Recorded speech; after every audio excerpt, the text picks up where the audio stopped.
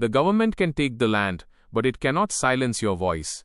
Imagine a farmer standing in his field one morning. In front of him is the same land where his father sowed crops, where his grandfather paid off debts, and where his children's future is rooted. Suddenly, news reaches the village that a new highway will pass through here, or a major industrial project will be built. Some people say, it's the government, they can take the land whenever they want. Some get scared that their home will be gone, their farm will be gone, and a lifetime of savings will vanish. But the real question starts here.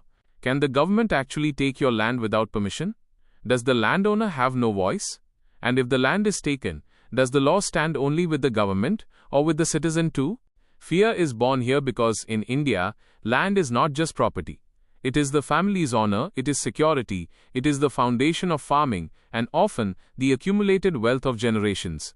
For someone it's a field, for someone a house, for someone a shop, and for some, it is their only support system. When it comes to the acquisition of that land, a person doesn't just see paperwork, they see their entire life at risk. They feel as if nothing is in their hands anymore. But curiosity is born right here. If the government needs land for a road, railway, hospital, school, defense project, industrial corridor, or public purpose, what is that process? Can the government take land just by putting up a notice? Is the owner's consent necessary? Is compensation paid according to market rates? And most importantly, if the government takes possession of the land without a legal process, what constitutional rights does a citizen have left? Land acquisition is nothing new in India. For the country's development, roads are built, rail lines expand, airports are constructed, power projects are set up, and cities expand. For all of this, private land is often required. But in a democracy, development cannot mean that a person's land is snatched away without rules, without a hearing, and without proper compensation.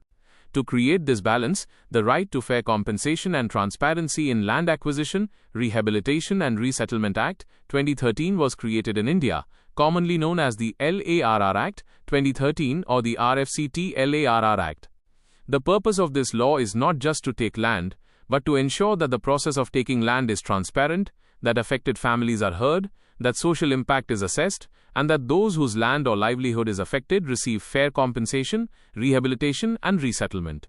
Previously, there were many disputes regarding land acquisition in the country because many felt the government took land at low prices and then that same land was used for major projects. Following this criticism, the 2013 law arrived, placing fair compensation and transparency at the center. Now the question arises, can the government take land without consent? The answer is not straightforward because it depends on the nature of the project. If a project is entirely for a public purpose, like defense, railways, government roads, hospitals, schools, or infrastructure directly in the public interest, then generally the consent of the affected families is not mandatory. But this doesn't mean the government can act arbitrarily. Even if consent isn't mandatory in every case, steps like legal notices, social impact assessments, hearing objections, determining compensation, passing an award, and rehabilitation remain essential. In other words, even if the government says the land is needed for a public purpose, the citizen does not become powerless. They have the right to know why the land is being taken, how much is being taken, for which project, how the compensation will be calculated, and how their family will be rehabilitated. The true meaning of the law is that development should happen, but not through the path of injustice. The second scenario involves private projects and PPP projects. If land is being acquired for a private company's project, the law gives significant importance to consent. Under the framework of the LARR Act, for private projects, the consent of a large number of affected landowners is considered necessary, and in public-private partnerships or PPP projects, there is also a provision for the consent of affected families. Generally, this is explained as 80% consent for private projects and 70% consent for PPP projects. The logic is clear. If private benefit is also linked to the project, people's land cannot be taken solely on the strength of government power. One thing is very important here. Often, people assume that if a company is setting up a project and the government is in the middle, the land will be gone instantly. But the law created the structure of consent and transparency precisely to prevent this confusion. If a project is not for a pure public purpose and involves private interest, the consent of affected families becomes a major legal factor. This means the landowner is not just a spectator, they are a part of the process. Now let's talk about compensation, because the biggest fear of losing land is, will we get the right money? In the LARR Act 2013, the calculation of compensation doesn't end just by looking at the normal market price. The law takes into account market value, multiplier factors, solatium, and other benefits. In simple terms, in rural areas, compensation can be more than the market value, explained in many instances as up to 4 times, while in urban areas it is explained as up to 2 times. However, the exact amount depends on land location, circle rates, market value, project type, and legal calculations in each specific case. Therefore, if a person's land is being acquired, they shouldn't just look at whatever amount the government has stated. They should see how the market value was derived, what category the land was placed in, what the nearby sale deeds are, if the multiplier was applied correctly, if the solatium was added, and if rehabilitation benefits were considered. Many disputes occur because there is a large gap between the actual value of the land and the government's calculation. Rehabilitation and resettlement are also vital parts of this law, because land isn't just an asset, often it is a source of income. If a farmer's land is gone, just giving the price of the land might not be enough. Their livelihood is also affected. If part of a village goes into a project, the social structure of the people living there can also break. That's why the law looks at rehabilitation packages, resettlement, alternative arrangements, and the needs of affected families alongside compensation. Now we come to constitutional rights. In India, the right to property is no longer a fundamental right, but that doesn't mean there is no protection for property. Article 300A of the Constitution has a clear principle: no person shall be deprived of their property save by authority of law. This means the government can take land, but only according to the law.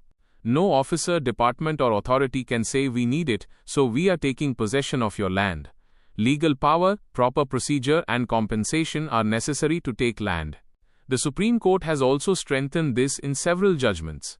In the case of 𝐮𝐩𝐥𝐸𝐿 vs State of Himachal Pradesh, the court clearly stated that depriving a person of private property without a proper legal process cannot be accepted. The court viewed the right to property not just as a statutory or constitutional right, but as a human right. This means land matters aren't just about revenue records, they are linked to dignity, livelihood, and justice. The message of this judgment is massive. If the government has used someone's land, built a road or set up a project, but did not follow the proper acquisition process and did not pay compensation, the citizen can go to court. The government cannot escape its responsibility by citing delays, technical objections, or excuses from the past. The rule of law means that even the state is not above the law. However, the citizen must also understand their responsibility. Often, a landowner ignores a notice after it arrives. They think it's just a government paper, and they'll see it later. This mistake can prove costly. In land acquisition, there are timelines for notices, objections, hearings, and awards. If someone has an objection that the land isn't being taken for a public purpose, the compensation is too low, the survey is wrong, or there is an error in ownership records, they must present their case on time. In legal processes, silence often causes damage. If your land is coming under acquisition, first organize your documents. Jamabandi, registry, mutation, khasra number, girdavri, proof of possession, old sale deeds, family settlements, lease or tenancy records, all of these can be very important. Often, compensation gets stuck because ownership isn't clear. Sometimes there is a family dispute, and the compensation stays with the court or authority. Therefore, keeping land records clear is the first line of protection. Secondly, it is essential to read the notice carefully. The notice may state the purpose of the project, land details, the name of the authority, and the process for filing objections. If the language isn't clear, consult a revenue expert, advocate, or a knowledgeable person. Deciding based only on rumors in the village isn't right. Acquisition is a legal process, and in a legal process, the language of the paper matters a lot. Thirdly, do not blindly accept the compensation calculation. If you feel the land value has been set too low, there may be a legal remedy. Processes like reference, arbitration, or appeal are available in many laws, depending on which law the acquisition is happening under. Because not every acquisition happens under the LARR Act alone. Acquisition can also happen under the National Highways Act, Railways Act, or state-specific laws. Therefore, it is vital to know under which law your land is being taken. Fourthly, understand public purpose. Public purpose can be very wide, but it shouldn't be unlimited. If the government says the project is for a public purpose, a citizen can ask, what is the actual purpose? Why is this land needed? Was alternative land available? And was a social impact assessment conducted? These questions are not for the sake of fighting, but for understanding your rights. In a democracy, asking questions isn't opposition, it's awareness. The fifth point relates to the emergency clause. There is a concept of urgency provisions in the LARR Act for exceptional situations like national security, natural calamities, or situations where immediate action is necessary. But emergency shouldn't mean a routine shortcut. The government cannot bypass normal safeguards by labeling every project an emergency. If urgency is misused, it can be challenged in court. Now, a common confusion is whether an owner loses everything forever once land is acquired. In a legal acquisition, the land title goes to the government or the acquiring body, but in exchange, compensation and rehabilitation rights are granted. If the compensation was low, the procedure was flawed, or the project purpose changed, there may be different legal remedies in different situations. But all of this depends on the facts of the case and the applicable law. In this entire subject, the most important thing is that land acquisition shouldn't be seen just as government versus farmer or development versus citizen. The real question is about balance. The country needs roads, bridges, airports, factories, and hospitals. But the citizen also needs justice, compensation, and respect. If development happens by ruining someone's life and they don't even get proper compensation, it isn't progress, it becomes injustice. And if every public project is stopped without reason, the country's progress halts. The law tries to find this middle path. Today, as expressways, industrial corridors, smart cities, and infrastructure projects grow rapidly in India, the question of land acquisition has become even more important. In the coming years, more people will need to understand this process. Land prices are rising in villages, cities are expanding, and new projects are clashing with old land records.